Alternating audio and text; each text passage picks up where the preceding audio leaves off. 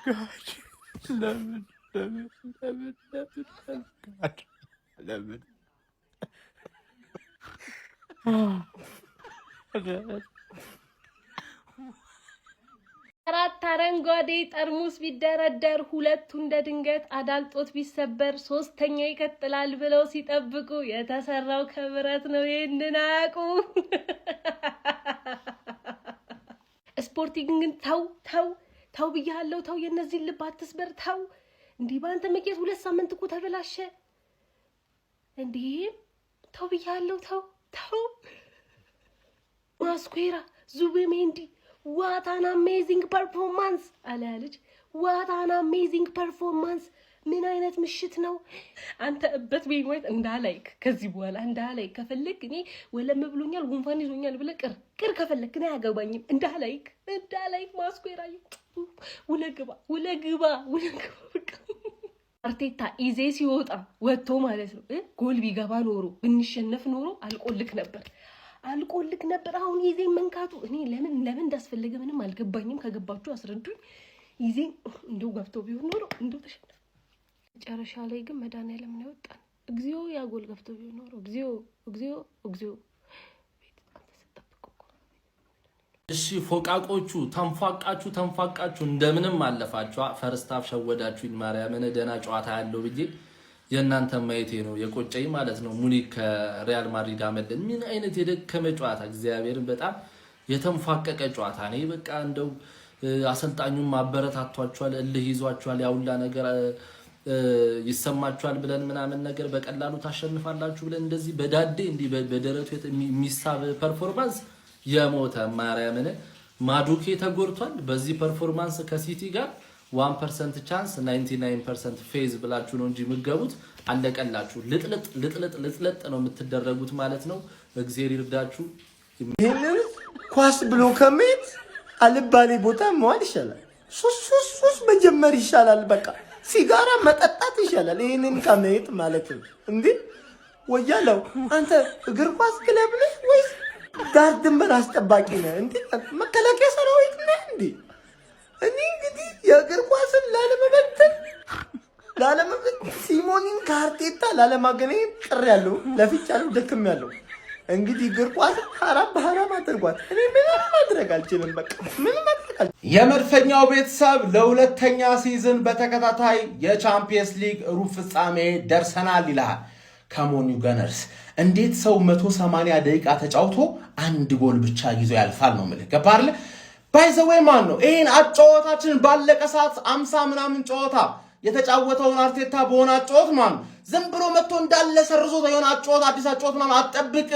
እዚህ ደረጃ ድረስ ያደረሰን አጫወት አለ፣ እሷን ማስቀጠል ነው ገባርለ።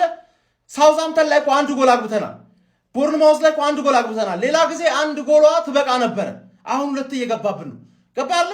ስፖርቲንግ ደርሶ መልስ ምንም አለማግባቱ ዙቢሜንዲ ዛሬ አሪፍ ነበርሽ። ራይስ ሁሌ ነው የተገኘውን እድሎች መጠቀም አለመቻላችን ኖርማል ነው። ግን በቃ ይሄ ነው መድፈኛው ይላል። ተረዳኛለህ? ማርሽ በሶስተኛ ማርሽ ስፖርቲንግና አስወጣናት። አሁን ለእሑድ ይቋጠራል ነው ማለት ይቋጠራል። 0-0 የሚችል ቡድን ያለ ይሄ ትልቅ አድቫንቴጅ ነው። 0-0 ማሸነፍ የሚችል ቡድን ያለ መድፈኛው እንኳን ደስ አለ። ተመስገን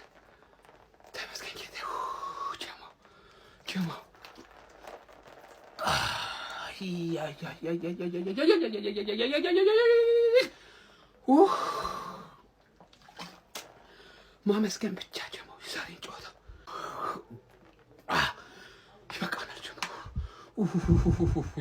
ይበቃናል። ስለ ጨዋታው ቀጣይ ቪዲዮ ሰራለሁ። ወረረ ተርገፈከፍኩኝ እኔ አልቻልኩም። ድፍት ማለት ነው እኔ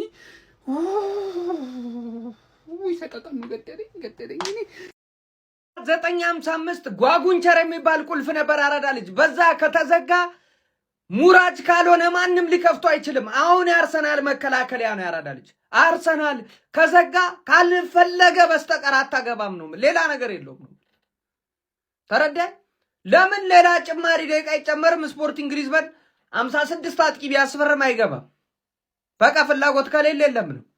አርሰናል ሊያገባ ይችላል እንጂ አንተ አታገባም። በቃ ከተከለከለ ተከለከለ ነው። ገብቷል። 0-0 አልቋል። ባለፈው አንድ አግብተናል፣ በአሁኑ እናስቀይማችሁ ማለት እዚህ ድረስ ለፍታችሁ ደክማችሁ መጣችሁ። እንዴት ብለን እናስቀይማሉ? በባዶ አለቀ። ያራዳ ልጆች አርሰናል ወደ ቀጣይ ዙር ብቸኛው እንግሊዝ ክለብ ነው ወደ ቀጣይ ዙር ያለፈ። ያራዳ ልጅ እስቲል አለ አርሰናል ደክሟል። ገለመኔው ለመኔ እስቲል ቻምፒዮንስ ሊግ ውስጥ አለ። ጎብዬ እሷን ነው መያዝ ያለብህ ነው የምልህ። ይዘህ ብታወራም ትችላለህ። ያዝ ቦታውን በቃ አለቀ። ገባ። አርሰናል አልፏል ሄዷል። የሚያራዳ ልጆች በሚያስገርም ሁኔታ ቆንጆ ጨዋታ ነው ለማለት በጣም አስቸጋሪ ነው። የተኛ ነው ሁሉ ማንቀላፋት ሁሉ ያስጀምራል። ምስጋና ለሪያል ማድሪድ እና ባየር ሙኒክ እንጂ ትንሽ ጨዋታው እንኳን የለም። ለማንኛውም አርሰናል አሁንም አልፏል። ስፖርቲንግ ከማንም አይበልጥም ከማንም አያንስም። ኤሜሬትስ ሄደ፣ ማደንዘጃውን ተወጋ። ወይ አያገባ ወይ አይገባ፣ በቃ እንደዛ። ወይ እንድታገባባቸው አያረጉ ወይ አያገቡ። በቃ ደንዝዘህ 90 ደቂቃ ያልቃል፣ ትወጣለህ።